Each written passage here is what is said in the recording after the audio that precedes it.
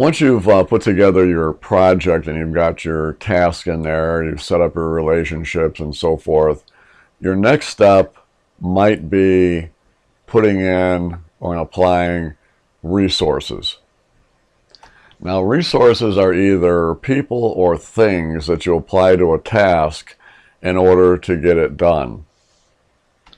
So what we're going to do at this juncture is go to what is called the resource sheet, which is another view of the project, and we're going to insert all of the resources that we're going to be using to apply to our task in order to get them done. Now, in order to access the resource sheet, all we have to do is go over to the side here, do a right click, and go down to where it says resource sheet. Click onto that, and there's your resource sheet. Now, when we go to type in a resource, what we do is we put the name of the resource in there, the type of resource, we'll get into that, whether or not it has some sort of a label to it. We're going to have initials, we're going to have a group that's going to fall into. We're also going to have maximum units.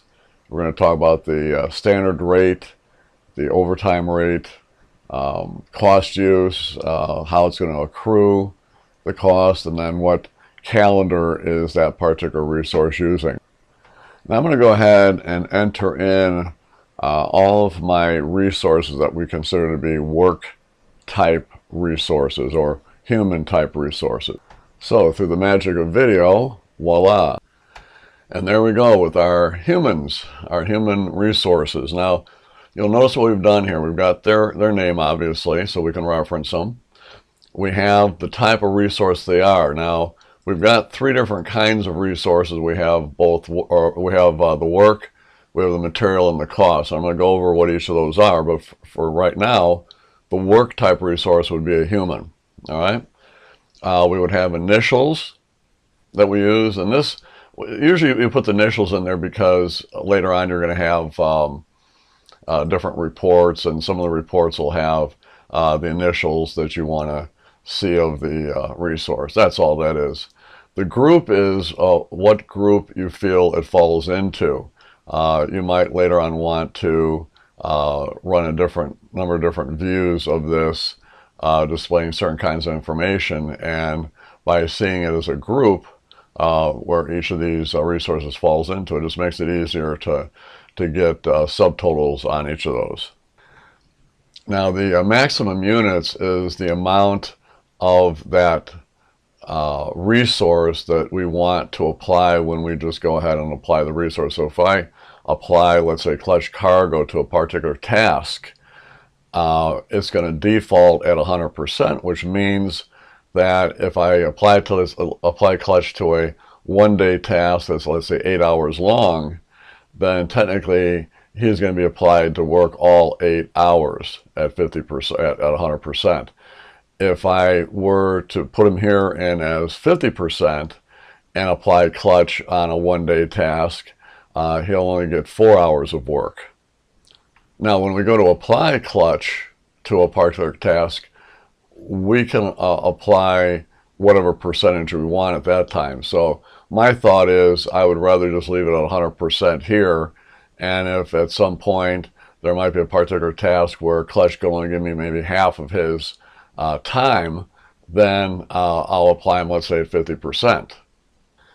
Now, when you see resources at 200% and 300% and 500%, what that means is that we're expecting when we apply this particular resource, let's say the T crew, that we're going to get 2 people, all right?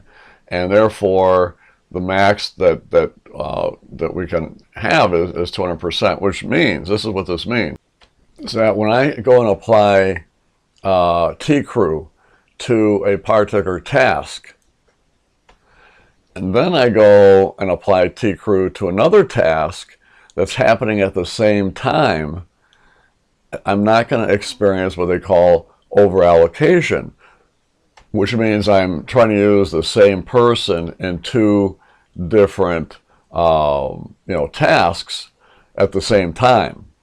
All right, that can produce over-allocation because I'm obviously spreading them a little thin, right?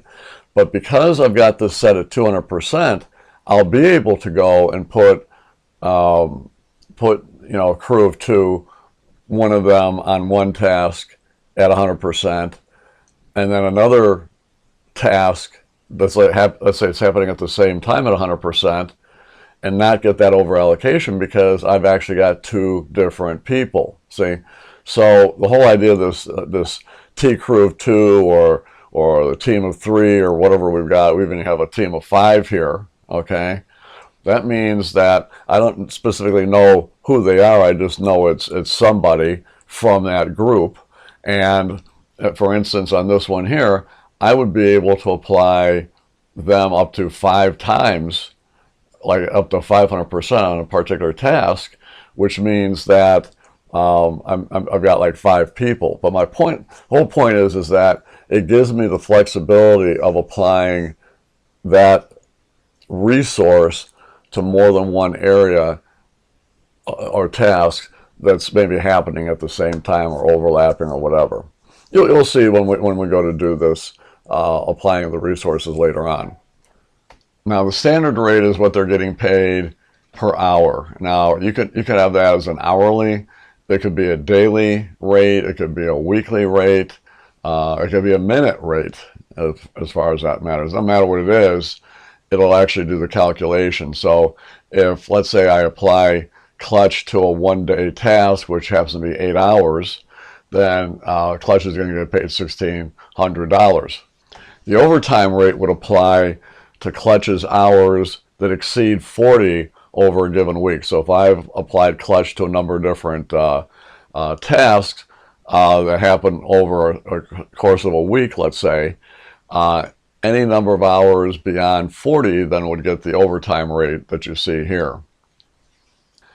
The cost use is, I think, something that's pretty much not really used that much anymore.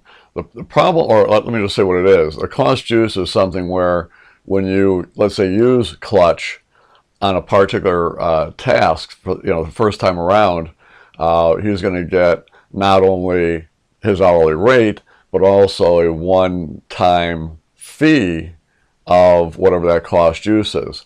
The problem with that is that if you then apply clutch to another task, he'll also get that cost use again. So that's not, to me, that's not a really good one. But maybe if that's a situation with you, with some of your resources where each time you use them on a particular task, they'll get that cost use fee. That's fine, then use it. The accrue at right now is prorated. That just means that if clutch is applied to a task over the course of a week, that the cost is spread out evenly over that week. All right. So and that's usually what you'd want to have. And then the calendar that that particular resource is using. And usually what you're going to be doing with that is whatever the company calendar is, that will be their calendar. But maybe it might not be. And if that's the case, then you'd have another calendar for them. But and I'll show you how that works a little bit later on as well. Now our next resource is what we call the material resource. And these are the, I guess, the materials that you would apply to a task along with the resources in order to get it done. So maybe it was, if it's a construction kind of thing, maybe that particular task requires 100 linear feet of 2x4, or it requires 17 pounds of nails or something like that. But whatever that is, that you need to add to that, that's the way to go. All right, so through the magic of video, I'll plug in all of the material resources. Voila, and there we go. Okay, so now what we have here are each of those material resources. So we've got Maui misting, we've got gecko group, we've got widget bits, and we've got sandy seal. And these obviously are materials. What I didn't put in there was was how it came. So the Maui misting comes in ounces. I'll just put ounces in there. The gecko goop, that comes in gallons. So I'll just type in GAL there. Oop. So this is why you don't want to sit there watching me type, because it'll take me forever. But we'll just do this one here. And this is a per box. Let's put in box. And then the last one is going to be in pounds, or LBS there. All right, so that's that. So it might be on a particular task. It requires 15 gallons of gecko goop, all right? Or it needs, 18 pounds of sandy seal, so there would be 18 of those, right? All right, so we also have initials for them. They fall into the group of material. That's what we put in there. They have a standard rate. So if sandy seal is $50 a pound, and we apply, 10 pounds to that particular task for that particular resource, then it'll be $500 cost. And of course, that'll be prorated as well. And there's no calendar on that one. Okay, now, our last set of resources are going to be the cost resources. So with the magic of video, voila, and there we go with those. Okay, so what we have here is what we call a cost resource. Now this is going to get a little tricky here. You're going to notice that I have clutch cargo here as far as a cost resource, and I also have clutch cargo as a human or a work type resource. Why both? Well, if you can imagine on a regular resource, let's say on one of our tasks, we apply clutch, okay? And let's say and we do it as a work type resource, right? So let's say the resource or the task is 5 days long, basically 40 hours of work, all right? And so clutch, obviously, we would get, if we did it that way as a human, then we would basically be paying out, what, 40 times $200. And I think that would come out to about 8 grand. Now, there might be another situation where we contract with Clutch, and we say, listen, Clutch, I have a task here for you. I'm not sure how long it'll take. I'm going to figure it's going to take about maybe 5 days. But I want you to make me a deal on it. And, just so we can save some money and we can afford to have you do this for us. And Clutch says, well, normally I'd get paid maybe, 8 grand on something like that. But given the fact that you need some help and the sort, then maybe I'll do it for, let's say, 5,000. Now, Clutch maybe knows deep down that particular task isn't going to take him 5 days to do. It might only take him maybe 2 or 3 days, all right? So he's sitting there saying, yeah, that's a good deal for me, because I wouldn't need to put in that many hours anyway. So I'm not going to be really losing any money. And the same, but I would be losing over the fact that they were paying me, for the 5 days. But the fact is that they didn't want to go that route because they couldn't afford that. So this is fine, and this will work out good. So that's why we have those. So these are either they work per hour, or they work as a contract price, let's say, right, a set price. And then we also have some additional cost resources where we have miscellaneous travel or miscellaneous labor or material. So it might be that we might, on a particular task, apply, clutch, and we might apply maybe some gecko goop. And then there's some miscellaneous materials that, that we're going to do, but we don't really want to have to specify what they are. We know what they are, we're going to supply them, but we just don't need to really keep track of them here. So what we'll do is we'll just group all that together as a material, so that when we apply that resource, at that time, it'll ask us then, what's the dollar amount that you want to put in there, and then you would type in that amount, and now that would be the cost associated. Let me give you another scenario for maybe using the cost resource. You might end up, for all of your human type resources, want to set them up as just cost resources. So just have, instead of having Clutch and the gang up here, you would just have these. And the reason for it is that maybe for each task that you apply these people to, it's always some sort of a negotiated set amount. And by doing it that way, I don't have to worry about hours and things like that, because if they can't get it done in what I'm hoping they can get it done, it's not going to cost me any more money. It's going to cost me time, obviously, because then it's going to extend the project, but it's not going to cost me any more money because we agreed to a set price.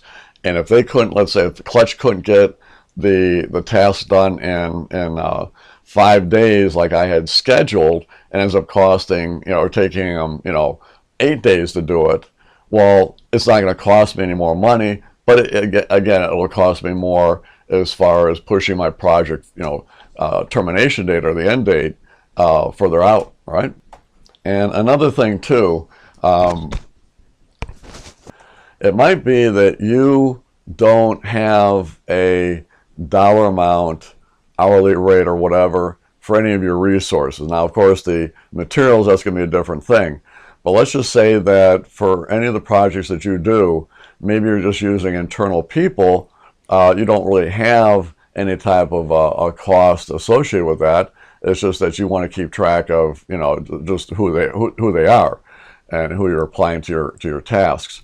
So in that case, you can leave all this stuff out, okay? Now, I did have a company a long time ago that I worked with that actually what the engineer did that was taking care of and managing the projects would actually put in there for all the resources. They were all internal people. They were all people that worked for the company. What he did was he put in their yearly rate, so their standard rate. He put in, let's say, $120,000 per year. So all you'd have to do is you type in, let's say, $120,000 like that per year, something like that, right? And what would happen, let me just make that wider so you can see that. So what would happen then, he would, apply, all these different resources, all the people to different tasks and so forth. And what he was able to see and show was how much of their salary, right, was being used in each of the tasks and each of the projects. And it was actually able to demonstrate that he was actually getting more out of them than what they were getting paid per year, believe it or not. And he showed that to whoever it was, and they ended up giving all the engineers that were acting as resources, they actually got a bonus at the end of the year because they actually were working more than what they were technically getting paid per year. I mean, even though if you're salaried, you're pretty much, you're pretty much at the whim of how much they want you to work, right?